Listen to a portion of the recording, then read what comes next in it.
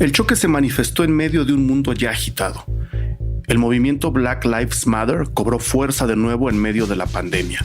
Spike Lee estrenó su nueva película The Five Bloods, se enamoró y peleó con Woody Allen el mismo día y HBO Max decidió retirar de su programación a la emblemática Lo que el viento se llevó después de una carta que publicó John Ridley, guionista de 12 años esclavo, en Los Angeles Times.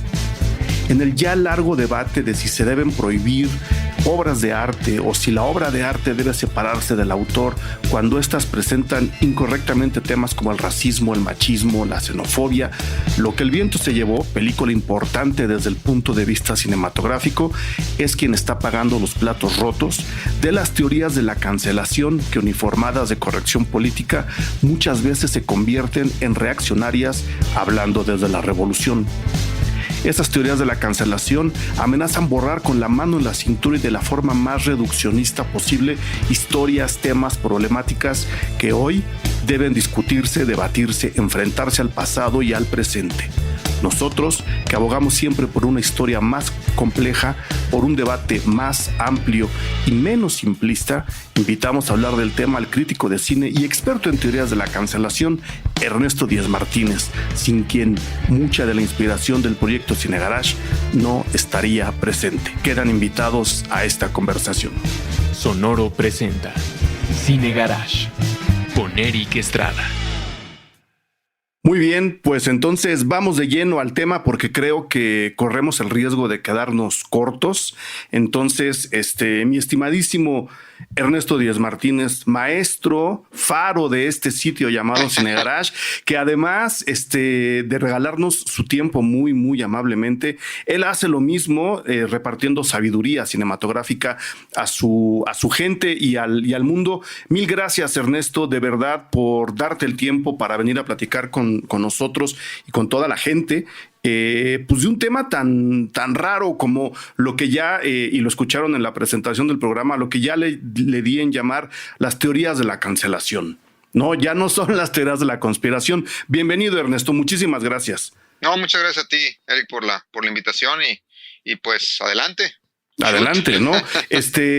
Justo en la presentación explicaba yo más o menos el pozole en el que nos estamos moviendo. El Black Lives Matter de un lado, Spike Lee del otro, Lo que el viento se llevó en medio, pero creo que el debate sobre películas que han causado comezón y que, como te explicaba a la hora de ponernos de acuerdo, han incluso aportado leña a la hoguera, en este caso de temas tan complicados como el racismo y la xenofobia. Podríamos darle un poco de contexto a la gente, ¿no? Yo platicaba mucho con gente por acá en Cine Garage, en luego las sesiones que tenemos para nuestros Patreons,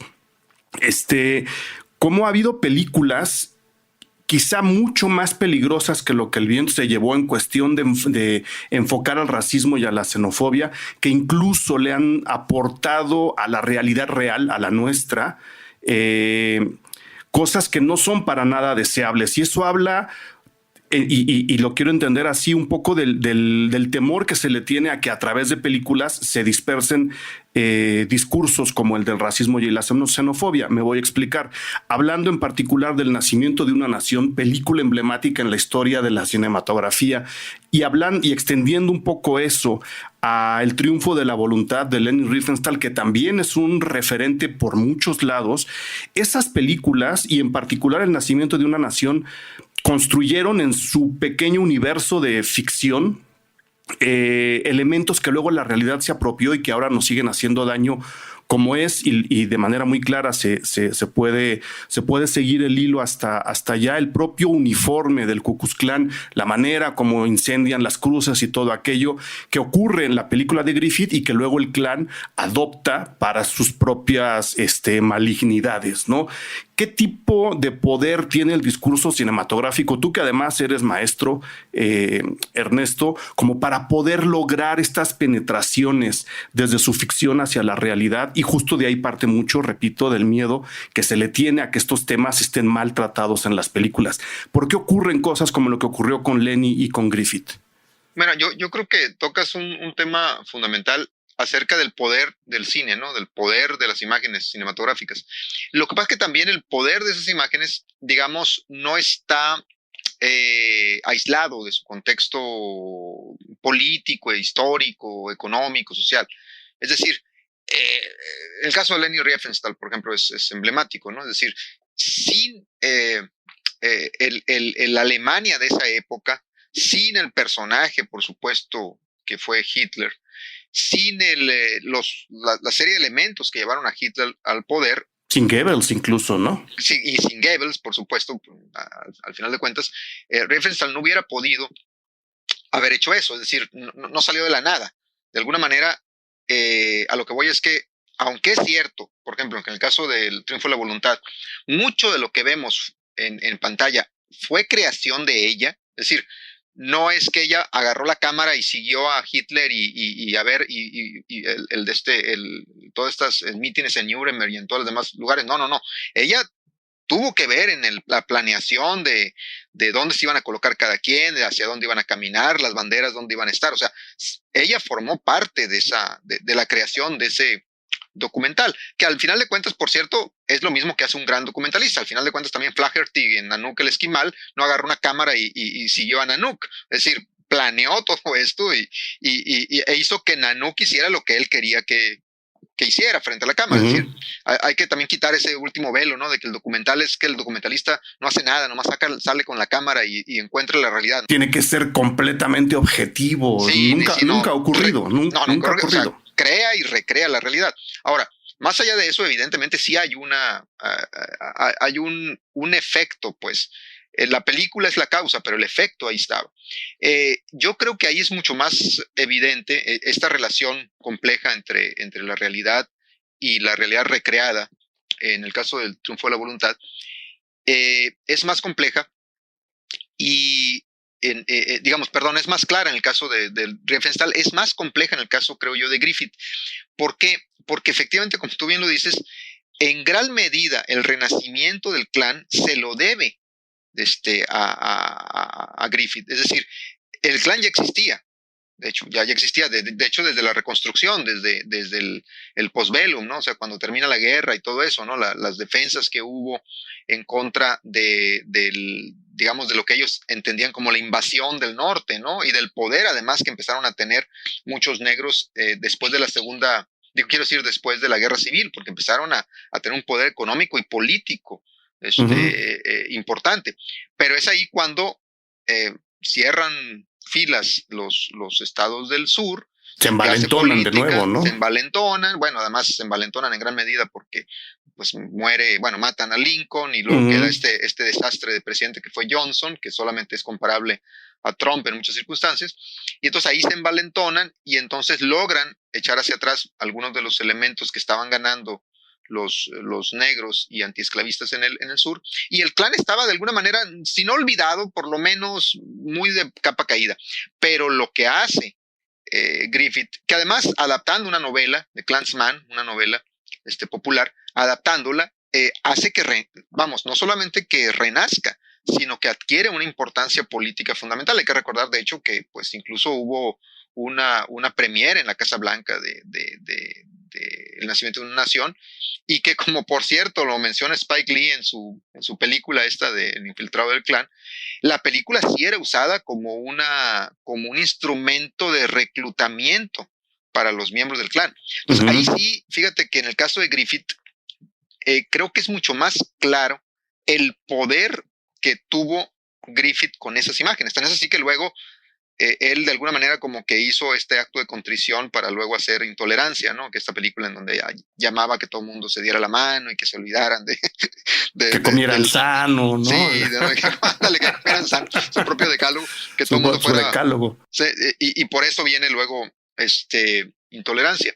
Pero en realidad ahí creo que sí hay una discusión bien interesante de cómo en el caso específicamente de Griffith, aunque también ahí estaba el caldo de cultivo racial y racista, en fin, en el sur, creo que el impulso que le da la popularidad de este nuevo medio que además era un medio que estaban haciendo, pues, Sí. era el medio que estaban haciendo. Ya en el caso de Riefenstahl ya era el cine, vamos, como lo conocemos prácticamente. O sea, uno ve cualquier película de Leni Riefenstahl, la realidad es que la única diferencia es que está en blanco y negro y ahora podría estar a colores, ¿no? Pero en realidad esa película se podría haber hecho ayer, pues, Uh-huh. y no de mejor manera, incluso cualquiera de las películas que hizo Riefenstahl.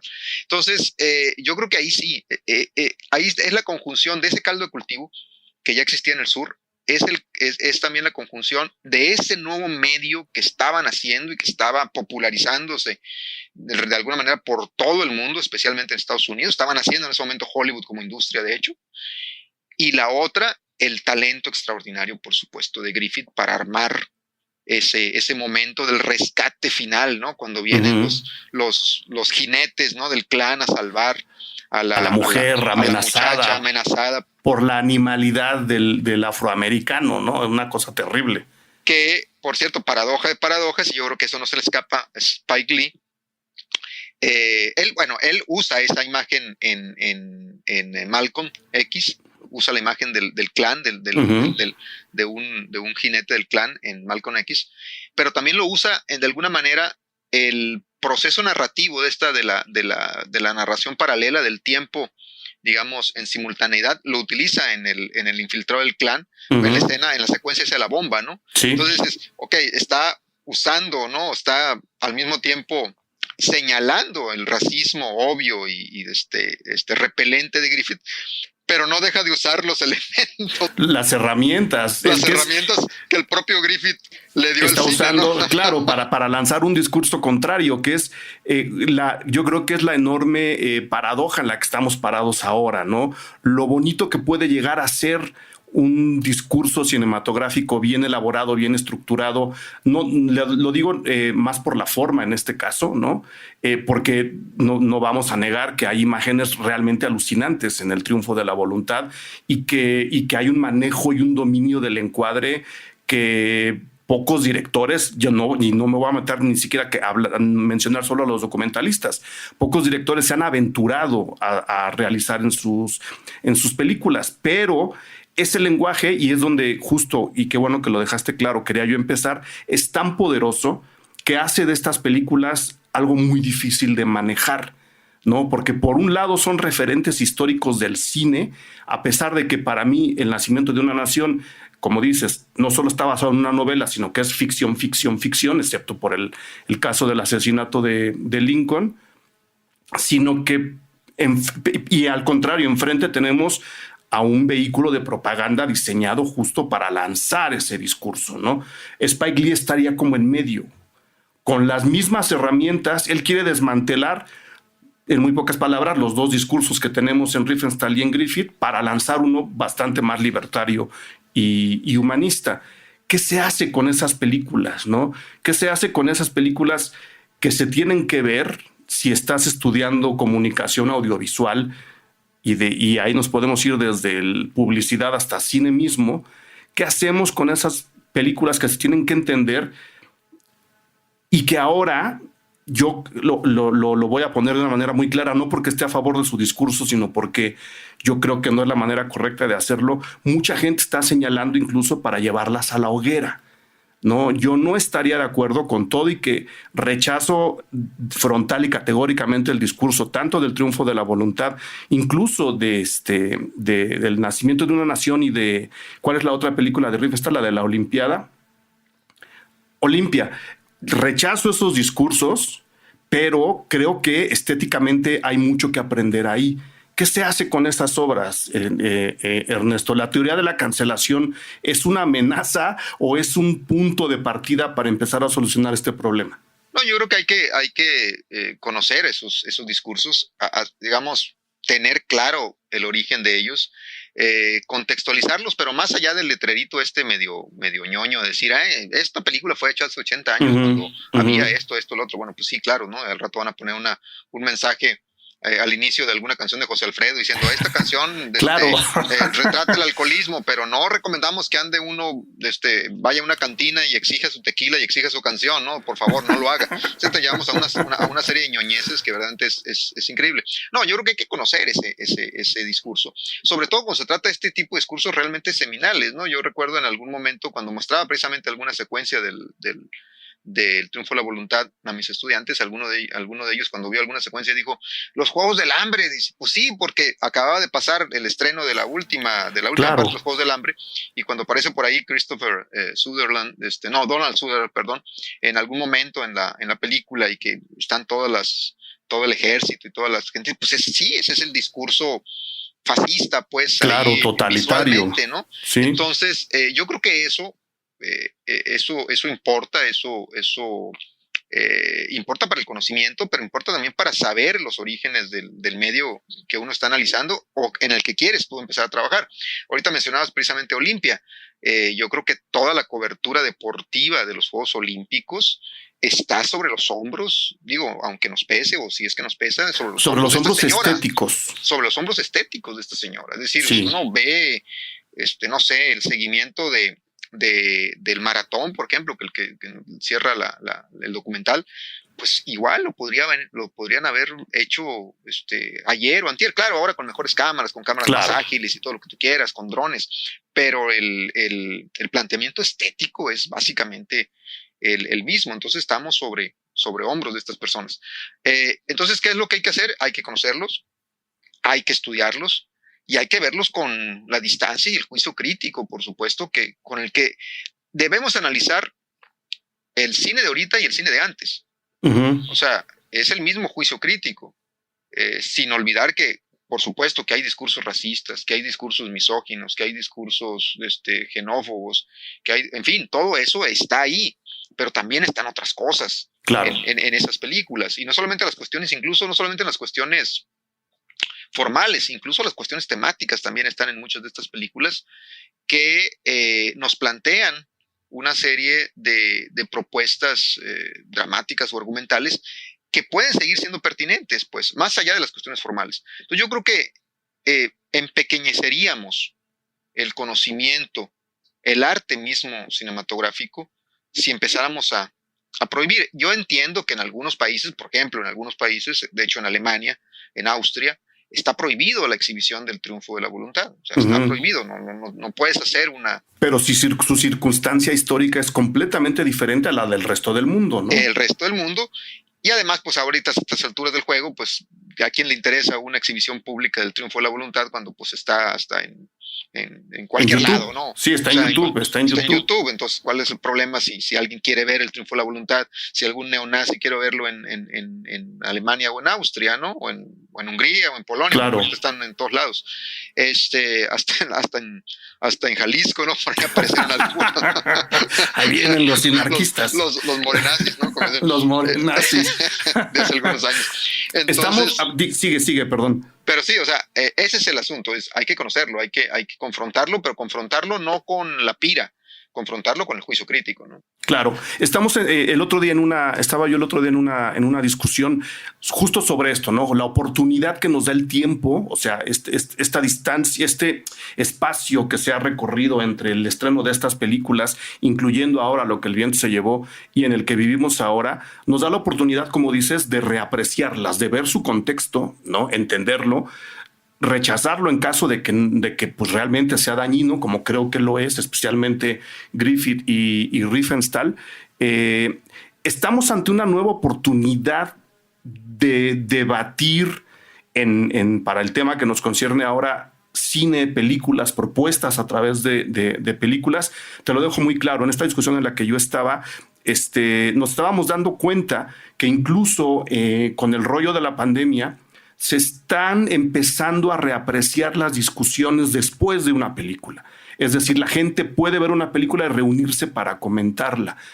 tendremos que rescatar esa costumbre de la vieja cinefilia, del cineclubismo, porque el cineclubismo no solo era ir a ver películas, era discutir las películas y plantearlas. Y ahora con este tiempo que se ha recorrido entre el estreno del Nacimiento de una Nación, de Olimpia, del Triunfo de la Voluntad, de Lo que el viento se llevó, hasta ahora podemos agregar temas que antes no se habrían podido discutir después de la proyección de esta película, incluyendo en las escuelas. Y repito, tú que eres maestro, ¿crees que esa herramienta extra empiece a funcionar de nuevo? Discutir, debatir, confrontar, para entender el contexto de las películas y traerlas a nuestro tiempo sin necesidad de lanzarlas a la hoguera. Claro, porque de hecho es un instrumento muy, muy valioso el replantear ese discurso, bueno, dejarlo claro primero, y el replantearlo en su contexto. Digo, por ejemplo, en Ay Jalisco, no te rajes, de Rodríguez, de Joselito Rodríguez, hay una escena inicial cuando matan a los papás de quien va a ser, bueno, que es Narciso Busquets y va a crecer para convertirse en Jorge Negrete. Y cuando el padrino, que ahorita no me acuerdo el nombre del actor, pero bueno, el padrino recoge a Narciso Busquets y le dice, yo te voy a educar, ¿no? Yo te voy a educar en lo que es ser un buen hombre, un macho mexicano. Y está el Chaflán, por cierto, como su comparsa. Y le dice, ¿no? Va y lo lleva a un cuadro de una mujer y le dice, mira, este es el animal más ponzoñoso del planeta, ¿no? Quiéralas, dice, búscalas, enamóralas, pero no, dice, enamóralas, conquístalas, pero no las quieras, dice. Por una mujer como esta, dice, yo estoy aquí, y bueno, y tira la copa, y es un discurso profundamente misógino, machista, todo lo que tú quieras. Pero precisamente eso, por ejemplo, esa escena en particular, yo suelo mostrarla muy seguido a mis estudiantes, decir, bueno, hay que estudiar este cine, entender y conectarlo al mismo tiempo con ese contexto social, y luego ver que no era solamente, o sea, vamos, que sí era el discurso, vamos a decir, dominante, que era un discurso hegemónico, pero no era único, porque está, no sé, Ay Jalisco, no te rajes, y luego el ejemplo que a mí siempre me gusta mostrar, que es La gallina clueca de Fernando de Fuentes, con Sara García, y que es una película protofeminista extraordinaria, digo, protofeminista de 1941, sí, pues claro, que habla de la familia, que haz de cuenta que habla de la familia como López Obrador, sí, pues, pero aún así pone sobre la cabeza, pone sobre la mesa, quiero decir, el poder de decisión de la mujer, que la mujer no necesita de nosotros, de los hombres, para tomar decisiones y salir adelante. Es una de las grandes películas de la historia del cine mexicano y es prácticamente contemporánea a todo este discurso misógino y machista. Entonces, hay que dar a conocer ese discurso, hay que replantearlo, hay que criticarlo y hay que poner las cosas en contexto. Yo creo que eso enriquece, pero no decir, mendigo Jorge Negrete, machista, hay que cancelarlo y desechar todas sus películas, porque pues no, porque en Ay Jalisco no te rajes se ha hecho unos gorgoritos extraordinarios, el Chaflán es muy gracioso, y en fin, la película se deja ver muy bien y es una clásica, una de las grandes películas, ¿no? Mexicanas, ¿no? Del melodrama ranchero, digamos. Entonces yo creo que eso es lo que ayuda a replantear, creo yo, que nos ayudaría o nos empujaría a replantear el cine desde esta perspectiva y a empujar esa discusión, porque yo te decía este ejemplo que uso en mis clases, porque luego los comparo, por ejemplo, con las comedias románticas, las screwball comedies gringas de los mismos años. Les digo, miren, esta película, Ay Jalisco no te rajes, es del mismo año de His Girl Friday, ¿no? De Ayuno de Amor, de Howard Hawks, y vean cómo retratan a las mujeres gringas y vean cómo retratan a las mujeres mexicanas, lo que se dice en Estados Unidos sobre las mujeres y lo que se dice en México sobre las mujeres. O sea, es el discurso hegemónico. Ya acá en las screwball comedies, pues las mujeres son valientes, tienen dinero, a veces más dinero y más poder que el propio hombre, ¿no? Como sucedió una noche, que Claudette Colbert tiene más lana que Clark Gable, en fin.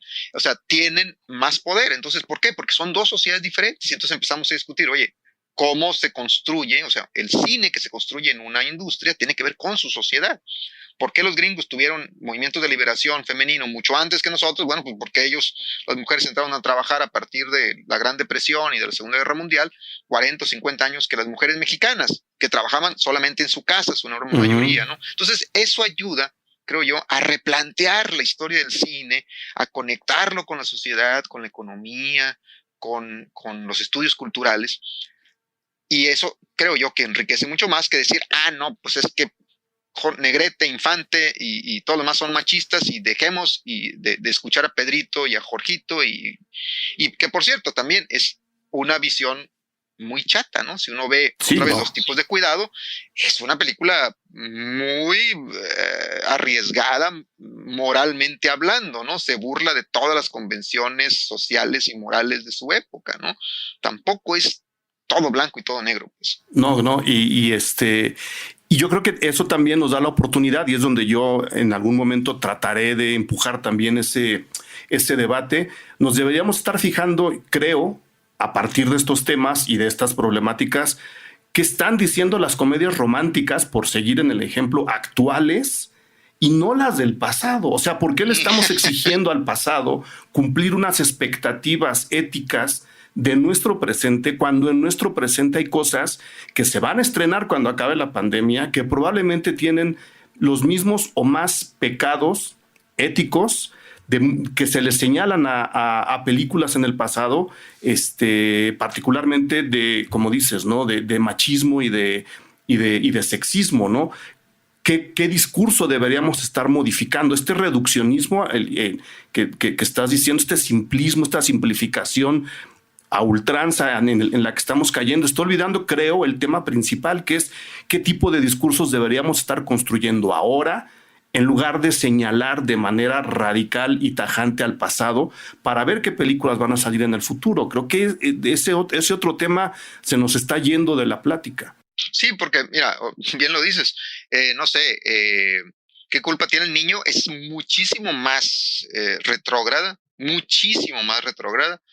que La gallina clueca, ¿eh? Uh-huh. O sea, pero muchísimo más retrógrada. O sea, La gallina clueca es casi, bueno, estoy exagerando, por supuesto, estoy caricaturizando, pero claro, podría haber sido realizada por una feminista de punta en nuestros días. ¿Por qué? Porque está hablando del empoderamiento femenino a través de, es cierto, a través no solamente de ser la dueña de la casa, sino a través de salir adelante y no depender del hombre. En el caso de ¿Qué culpa tiene el niño? Es la cosa más espantosamente conservadora, misógina, machista que me ha tocado ver, y bueno, y tristemente muy exitosa, ¿no? Pero es otra cosa.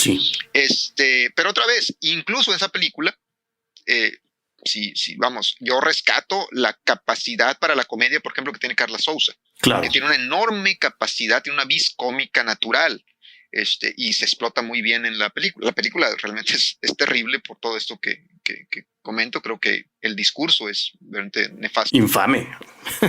Pero bueno, la película tiene esos elementos. Tampoco podemos igual todo borrar, sino más bien poner a discusión. Y como dices tú, poner a discusión, ok, está bien, hay que hablar del cine de antes y podemos hablar y podemos, no sé, empezar a decodificar todos los elementos del estrellato alrededor de Pedro Infante, de Jorge Negrete, de Tintán, en fin.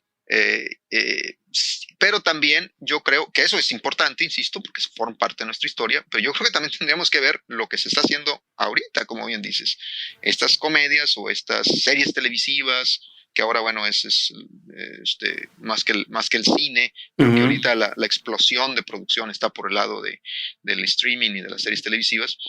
¿Qué tipo de sociedad y qué tipo de sociedad están retratando y qué tipo de discurso nos están proponiendo, ¿no? Sí, y aún así tampoco es como también se dio una mini discusión en redes sociales, tampoco es de eliminarlas y decir, claro, como es una película machista, no, si existe o no existe es lo de menos, ¿no? Yo creo que no, o sea, no estamos para quemar ningún tipo de películas, porque de ahí a empezar a quemar libros es un paso muy, muy, muy pequeño, ¿no? Habrá gente que dice no todas las películas valen la pena, pero yo le contestaría, y sin embargo, todas las películas que se han hecho merecen existir, ahora y después, ¿no? Déjame hacer una pequeñísima pausa, Ernesto, porque tenemos que mandar un pequeño mensaje y ahorita regresamos. Solo queremos mandar un mensaje de agradecimiento a varios de los Patreons que con su aportación nos ayudan a seguir generando este contenido. Gaby Guillén, Daniel Eduardo Rodríguez Rivera, Lili López, Enrique Figueroa, Anaya Jan Osorio, Magali Valencia, Monse Gaxiola, Omar AB, Samuel Rivera y muchos más. ellos y ellas que, repito, con su aportación nos ayudan, nos empujan, nos inspiran, nos motivan a seguir generando estos contenidos. Mil gracias a ustedes, a todos y a todas nuestros Patreons. Habiendo dicho todo esto, se hizo bien, se hizo mal, quitando a Lo que el viento se llevó de la programación de HBO Max, así como ocurrió en la semana pasada. No, bueno, es una tontería lo que sucedió, ¿no? Se hizo mal por completo. Ya regresó, tengo entendido, creo que le pusieron un letrerito contextualizado, que me parece menos mal que haya regresado, aunque sea con el letrerito, pero me sigue pareciendo muy ridículo el letrerito en cuestión. Me parece una tontería, es como tratar al espectador pues como un menor de edad al que hay que explicarle y darle todo masticadito y con una cucharita, y que no, había por ahí ahorita precisamente leí en Twitter una de esta cuenta del Mundo Today, que es como el The Onion español, ¿no? Que decía que las pinturas de Altamira. Las pinturas de Altamira las iban a bloquear porque ahí se estaba retratando la violencia animal, ¿no? En contra de los bisontes de allá de la época de las cavernas, ¿no? Y alguien proponía que, bueno, hay que poner un letrerito encima, ¿no? Pues para que la gente entienda que no se está aplaudiendo la violencia animal. Bueno, es que me parece una tontería ya eso. Yo creo que cualquier persona puede entender que esa película fue hecha hace 80 años, que fue además realizada evidentemente basada en una novela popularísima, igual que en el caso del Clansman, todavía más en el caso de Lo que el viento se llevó, popularísima, claro, sureña, que cuenta la historia del punto de vista de los derrotados y con cierto grado de revanchismo. Y en fin, eso ya estaba desde siempre. Digo, yo cuando la vi siendo chamaco en aquellos legendarios ciclos que dejaron de existir hace muchos años, que se llamaba el ciclo ese de Pesime. Yo creo que, yo no sé si tú alguna vez has participado o has estado en alguna de esas reuniones de Pesime, pero yo no sé quiénes son los señores. Sí sé que alguna vez Efraín Huerta participó en eso y que creo que fue el fundador, de hecho, de Pesime. Pero sí, un aplauso a los que lo fundaron, porque en aquel momento yo era un chamaco, me imagino en los años 70, y me acuerdo que yo vi, no sé, Lo que el viento se llevó, Tiempos modernos, Moby Dick, Duelo al sol, o sea, prácticamente puros clásicos hollywoodenses, eso sí, pero clásicos en pantalla grande, y aquellos cines viejos de aquí de la ciudad de Culiacán, esos cines enormes, ¿no? Que se abrían las cortinas y toda esa parte casi ceremonial de ir al cine. Y ahí la vi, bueno, no sé cuántas veces la he visto en cine, yo creo que fácilmente unas 3 veces, y que en algún momento, la primera vez que la vi cuando era un chamaco, pues no me di cuenta, ¿no? Pero en algún momento me di cuenta que pues sí, que era una película profundamente racista. O sea, sin que me tuvieran que dar poner un letrero. El letrerito. Entonces yo creo que eso es parte también del crecimiento de uno como espectador. Y aquí, como yo te comentaba, además de la cuestión esta de que sí, es una película específicamente racista, y profundamente racista, también está el otro elemento que igual es innegable. El personaje que interpreta Hattie McDaniel, la nana, Mami, a pesar de la mirada condescendiente y racista que se tiene sobre los negros, que va desde la burla, porque hay por ahí un criado flojo, tonto, ¿no? Que aparece en la que ahorita no me acuerdo cómo se llama. Luego está los villanos negros que luego tienen dinero y no puede hacer algo peor que un negro con dinero, porque ¿cómo es posible que los negros tengan dinero, ¿no? Sí, se envilezcan teniendo dinero. Pero en el medio también está esa especie de atracción y al mismo tiempo condescendencia que hay al personaje negro que interpreta Hattie McDaniel, porque es ella el peso moral de la película. Es ella la que regaña a todo mundo, y es ella la que siempre de alguna manera tiene la razón, tiene la estatura moral para ver los vicios de su ama, ¿no? De los vicios de Vivian Leigh, y para ver la picardía del personaje de Red Butler, ¿no? De Clark Gable. Por eso hay que recordar que intenta una y otra vez Clark Gable comprarla, ¿no? Hasta que finalmente la compra con unas enaguas, ¿no? Que le regala y que de seda, una cosa así, que la escucha y dice, ya hasta que por fin, dice, pude hacer que te pusiera las enaguas, porque él sabe, dice, la única manera de ganar esta casa es ganarme a esta criada, que es el faro moral de la película. Que eso también es bien complejo, bien interesante. Y la otra que yo creo que también desde esta perspectiva moderna, creo que lo que el viento se llevó resulta muy interesante, es del personaje femenino. O sea, al final de cuentas, la superestrella ahí era Clark Gable. Hay que recordar que toda la historia de cuántos directores pasaron por ahí, porque Gable, pues, incluso dice las malas lenguas que, de hecho, él empujó a que despidieran a George Cukor, en parte porque Cukor era un director de mujeres y no quería ser minimizado para que le dieran todo el peso a Vivian Leigh, pero también la otra es porque supuestamente pues Cukor sabía del pasado oscuro de Clark Gable, que había sido pues amante y digamos de bisexual pues antes de ser estrella, entonces que también no quería verlo. Amante bandido le llaman. Amante bandido, ¿no? Entonces, bueno, él era el superestrella y sin embargo el personaje central de la película sigue siendo Scarlett O'Hara, Vivian Leigh, que es la que resuelve todo, y no solamente ella, sino la mosquita muerta de Melanie, de Olivia de Havilland, la inmortal Olivia de Havilland. Son ellas los personajes centrales de la película. Es decir, sí, será el superestrella Clark Gable, y el otro, el inútil de Leslie Howard, que interpreta no me acuerdo cómo se llama el personaje, pero que interpreta al amor imposible de ella, que uno, porque es un auténtico inútil, ¿no? Leslie Howard es desesperante como personaje, y Clark Gable porque es el ego sobre sí mismo, ¿no? Pero que al final de cuentas se harta y se va.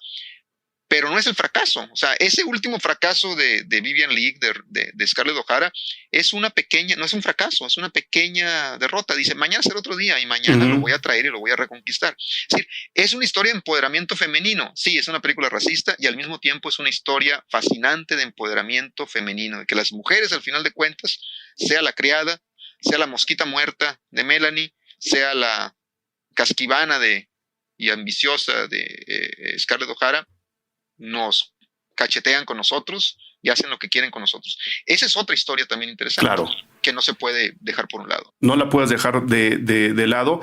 Y no vamos a hablar de la historia a nivel de producción de la película, que en la historia del cine americano es súper, súper importante. Es decir, claro, si la quitan no pasa nada, se me hace bastante tonto, bastante perezoso a nivel mental, e incluso preocupante, ¿no? Porque cualquier cosa que quites de la historia, como ya pasó, afecta mucho de lo que podamos estar discutiendo o aprendiendo en el presente. Lo que deberíamos hacer, desde mi punto de vista, y creo que concuerda con lo que contabas tú, ¿no? Yo en la tercera vez que la vi ya me di cuenta que era racista, pues sí. No modifiquemos entonces discursos del pasado, establezcamos un sistema de educación que le dé a las personas los elementos suficientes para darse cuenta de este tipo de errores a la hora de enfrentarse a una obra que por muchos lados puede llegar a tener muchísimas interpretaciones o incluso posturas erróneas. Que sea la gente, a partir de una educación sólida y bien fundamentada, la que se dé cuenta de lo que está pasando, y entonces sí estaremos dando un paso hacia adelante, ¿no?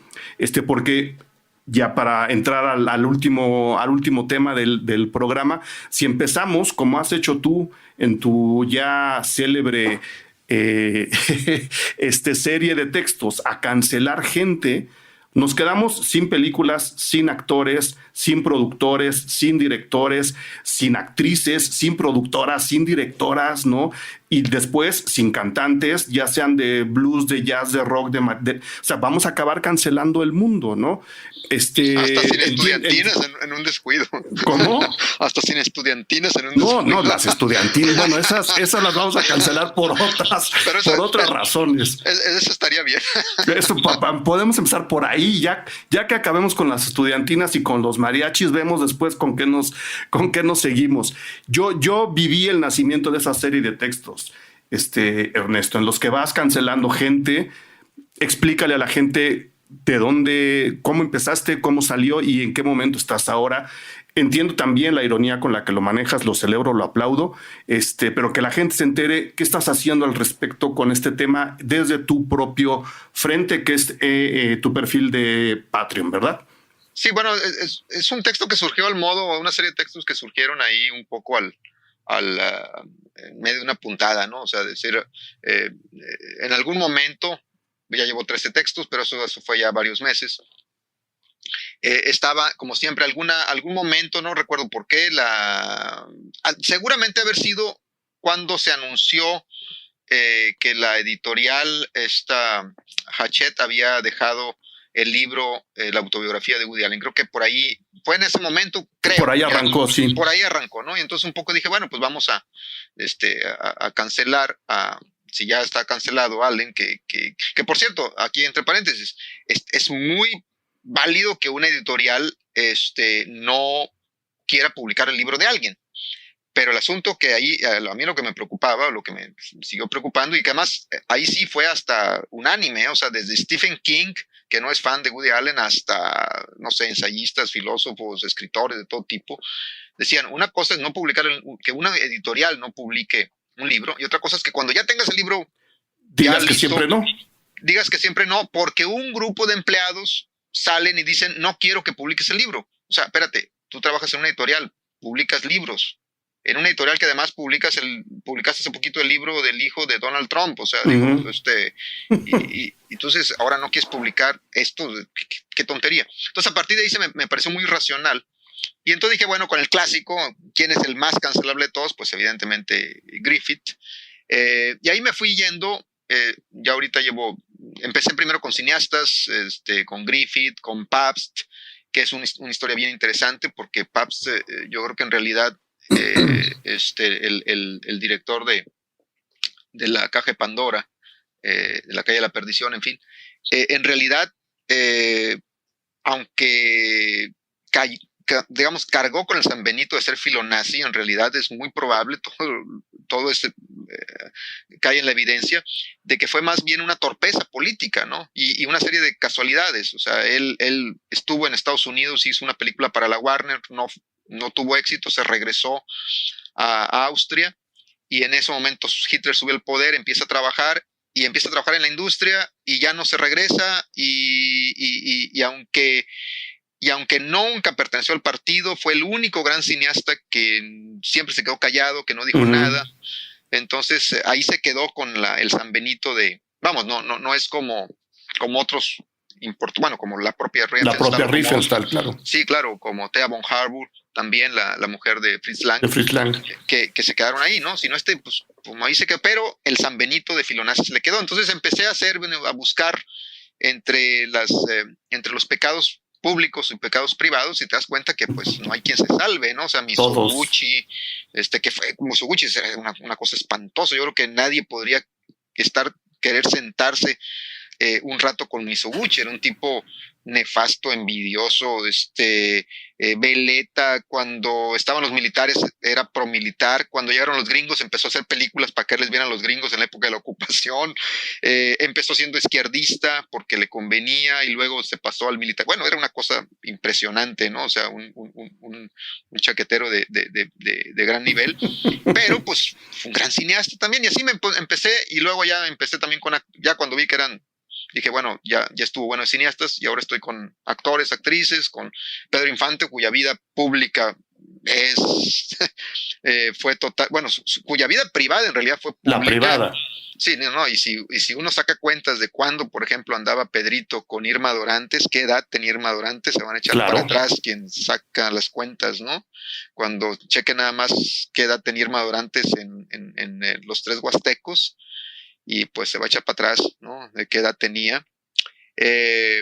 Y bueno, y me falta Tintán, que también por ahí, con todo perdón, pero pues Tintán también le daba por andar correteando muy, muy jovencitas. Entonces, al final de cuentas, y vamos, a lo que no quiero es relativizar esto, es un poco, el asunto es, vamos poniendo sobre la mesa que hay gente que puede ser desde cineastas como Pabst, que en realidad no tienen grandes pecados cometidos, sino en realidad errores. Omisiones, ¿no? A lo más, sí. Hasta comportamientos que efectivamente pueden llegar a ser criminales bajo la perspectiva contemporánea, ¿no? Como el caso a lo mejor de Pedro. Bueno, Pedro Infante violó la ley porque se casó. De hecho, falsificó un acta de divorcio para casarse. O sea, si no terminó en el bote fue porque pues Pedro era Pedro, ¿no? Y bueno, pero cayó en delitos. Bueno, el propio Mizoguchi, su vida marital, ¿no? O sea, metió a la mujer a un manicomio y luego empezó a vivir con la cuñada, ¿no? O sea, es como de telenovela, de lo más tormentosa, ¿no? Pero es poner en perspectiva todo eso y decir, bueno, estos son los personajes, tenemos su obra, ¿qué podemos hacer con ella? Podemos aceptar la obra y al mismo tiempo aceptar que viene de personajes que no son perfectos, que algunos pueden ser más o menos agradables o simpáticos. Pues yo creo que es un acto también de madurez, es decir, claro, de madurez como consumidores, ¿no? Igual Caravaggio mató a alguien y huyó huyó de la ciudad para que no lo agarraran. O sea, vamos a quemar los cuadros de Caravaggio, y ni hablemos de la vida privada de Picasso, ¿no? Y la misoginia, claro, y bueno, en fin, cómo trataba a las mujeres. Es decir, significa que le vamos a dar pase libre a la misoginia, al abuso, a los crímenes de ahorita. Por supuesto que no. Quien comete un delito y quien haga algo, pues que la justicia, pues sí, que lo pague. Ahora, vamos a dejar o en lo particular, voy a dejar de ver el cine de Polanski, si es que que todavía sigue siendo cine, que es probable que lo siga haciendo, vayan ustedes a ver, con todo y que sepamos, y que eso sí es un hecho, que es un depredador sexual, pues con todo el perdón, pues sí voy a seguir viendo el cine de Polanski, digo, perdón. Me hace cómplice de eso, pues no creo que yo sea creo que no. Cómplice. Yo creo que ese es un poco el estilo, digamos, el objetivo. Es un poco poner esa reflexión. Claro, lo hago de forma irónica. Al principio lo hacía en Twitter y había gente que sí realmente se lo tomaba muy en serio, ¿no? Cuando hice el del Indio Fernández, hubo gente que se indignó y me dice, ¿cómo usted se mete con el Indio Fernández? Y bueno, ya cuando tienes que explicar la ironía, ya deja de ser ironía, entonces sí, mejor te quedas callado. Pero es un poco eso, es poner sobre el tapete esa reflexión. Uh-huh. Yo estoy en contra de lo que hace, con todo la admiración que le tengo al trabajo que hace, por ejemplo, Mark Cousins, extraordinario crítico británico, que dice que él ya no quiere habitar el mundo, por ejemplo, de Polanski, o que no quiere habitar el mundo de Paul Thomas Anderson porque el hilo fantasma es misógino. Hombre, un crítico de cine que no quiera habitar el mundo imaginario de un creador, pues eso me parece más un censor que de un crítico. Claro, y acabas habitando una burbuja de salud y de, ¿sabes?, de inocencia bastante hipócrita, ¿no? Porque es todo lo que sé que hace daño me va a hacer daño a mí, en consecuencia no voy a ver cosas que le hacen daño a los demás abogando que me hacen daño a mí. Yo ya no sé en qué momento la revolución le da la vuelta para volverse reacción. No lo digo por Cousins, lo digo por muchas otras voces que efectivamente señalan, ¿no? Yo ya no quiero ver las películas porque, y es como, a ver, no es, y el debate no es otro, pero lo voy a resumir en la famosa frase: se puede dividir, separar al creador de la obra, lo tendremos que seguir platicando. Lo que no creo que hay que hacer es justo lo que tú dices, decir, ya no voy a ver esas películas. Nada te hace, o sea, si yo veo ahora El triunfo de la voluntad, eso no me convierte en un neonazi, ¿no? Hoy en la mañana, Karim Abdul-Jabbar, a quien admiro por muchos frentes, que escribió para el Hollywood Reporter una nota justo a propósito de lo que el viento se llevó, y en mucho de lo que explica, que es una reflexión valiosa, por aquí pegaremos la liga, dice, lo voy a resumir en dos rengloncitos: lo que necesitamos es una forma de presentar al arte en su contexto histórico, de forma que las obras sigan disponibles y apreciadas por sus logros, pero no admiradas por sus fallos culturales. O sea, discutir, elaborar, debatir, platicar, que es justo de lo que estamos platicando ahora, ¿no, Ernesto? ¿En dónde puede la gente encontrar estos hasta ahora 13 textos que llevas elaborados sobre la teoría de la cancelación? Pues ahí como dices tú, ahí en Patreon. Ustedes pueden buscar ahí en la página de Patreon y buscar mi apellido, Díaz Martínez, ahí lo van a encontrar. Y bueno, estamos en esa página pues escribiendo de cine prácticamente a diario. mientras no regresen los estrenos cinematográficos, estamos escribiendo sobre cosas que se pueden ver en streaming, no se pueden conseguir legalmente y también ilegalmente. Y bueno, y estamos también con ese proyecto de textos que a lo mejor en una de esas puede terminar en algo un poquito, en algo más sustancioso que una serie de textos en Patreon. Pues ojalá en cualquier cosa que podamos ayudar, avísanos. Ahí tienen ya el llamado al perfil Patreon de Ernesto Díez Martínez. Ernesto, mil gracias, de verdad me da mucho gusto volverte a ver después de tanto tiempo. Creo que no nos fuiste a Morelia el año pasado. No, porque me tocó, estuve en Montreal. Nos vimos en Los Cabos. Tulum y en Los Cabos. En Los Cabos y en Tulum, ahí nos vimos. En Los Cabos y en Tulum más bien en ese orden, así es. O sea, fue hace 6 meses, parece que fue hace 2 años. y pues a ver qué va a pasar con todos los festivales de aquí en Pues adelante. a ver, yo el otro día hablando con Fernanda Solórzano, pues me di cuenta que lo que ella llama como el probablemente último festival de cine tal cual los conocemos fue Berlín, me tocó. Entonces, a ver si no se vuelve histórico ese festival por las razones equivocadas.